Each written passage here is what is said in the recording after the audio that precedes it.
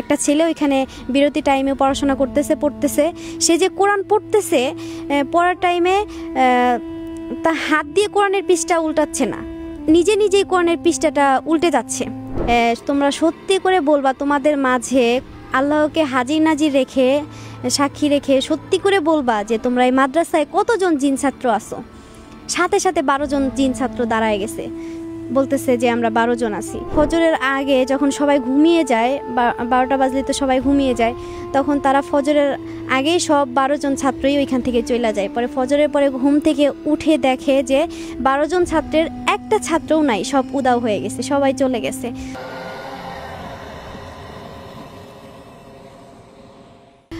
টাঙ্গাইল মধুপুর যেই জায়গাটা, ওইখানে এক মাদ্রাসার ঘটনা।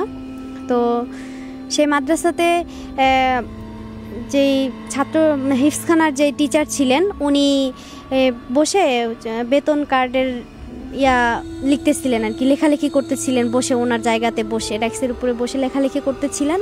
তো একটু দূরেই একটা ছাত্র, তখন ক্লাস টাইম ছিল না, ক্লাস টাইম ব্যতীত বিরতি টাইম, কিন্তু ছেলেটা তবুও সে পড়তেছে আর কি। একটা ছেলে ওইখানে বিরতি টাইমে পড়াশোনা পড়তেছে সে যে কোরআন পড়তেছে, পড়ার টাইমে তা হাত দিয়ে কোরআনের পৃষ্ঠা উল্টাচ্ছে না, নিজেই কোরআনের পৃষ্ঠাটা উল্টে যাচ্ছে। তো এইটা হুজুর দূর থেকে লক্ষ্য করে, দেখে যে সে যে কোরআন পড়তেছে, অনর্গল সে কোরআন পড়তেছে, কিন্তু সে হাত লাগাচ্ছে না কোরআনে, কোরআনের পৃষ্ঠাগুলো আপনি উল্টে যাচ্ছে, আর সে পড়তেছে, অনর্গল পড়তেছে। এটা দূর থেকে লক্ষ্য করে হুজুর, লক্ষ্য করে ডাক দেয়। সে বুঝতে পারে যে কিছু একটা হবে, বুঝে সে ডাক দেয়, বাবা এদিকে আসো। তখন ছেলেটা ওস্তাদের কাছে যায়, গিয়ে বলে, জি হুজুর আপনি বলেন।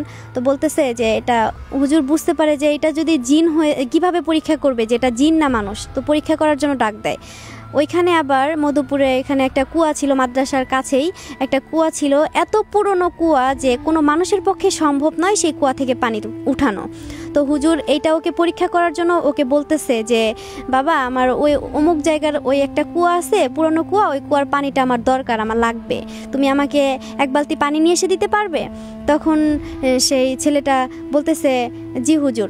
তখন হুজুর ভাবতেছে যে যদি সে জিন জাতি হয়ে থাকে তাহলে সে আমাকে বালতি করে পানি নিয়ে এসে দিতে পারবে কুয়া থেকে, আর যদি মানুষ হয়ে থাকে তাহলে সে পারবে না, কারণ এই কুয়াটা এত পুরনো, এত পানি এতটাই গভীরে চলে গেছে যে কোনো মানুষের পক্ষেই সম্ভব না পানি উঠানো। তখন হুজুর আর ওই ছেলেটার পিছু নেয় না, যে পিছু নেওয়ার তো দরকার নেই, জিন হলে তো সে এমনিতেই পানি নিয়ে এসে দেবে। তো হচ্ছে যে পরে ছেলেটা যায় এবং পানি নিয়ে এসে দেয়। পানি নিয়ে আসার পরে তখন হুজুর বুঝতে পারে যে আসলেই এটা জিন জাতি।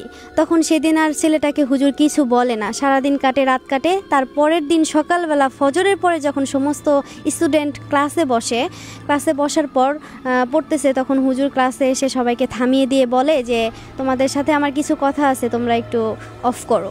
তখন বলতেছে যে তোমরা সত্যি করে বলবা তোমাদের মাঝে আল্লাহকে হাজির নাজির রেখে, সাক্ষী রেখে সত্যি করে বলবা যে তোমরা এই মাদ্রাসায় কতজন জিন ছাত্র আছো। সাথে 12 জন জিন ছাত্র দাঁড়ায় গেছে, বলতেছে যে আমরা 12 জন আছি।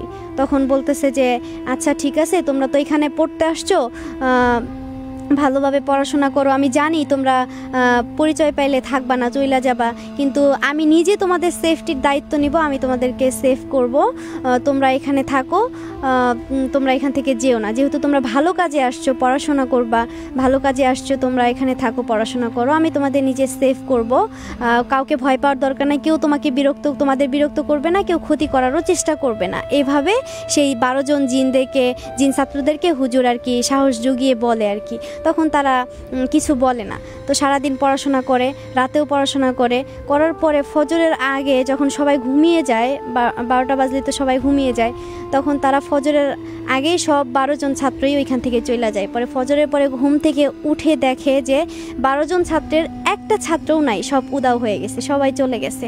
তো এরকমই জিন জাতি এমন একটা জাতি যে তারা পরিচয় পেলে কখনোই ওইখানে আর থাকবে না, কখনোই থাকবে না, ওরা ওইখান থেকে চলে যায়।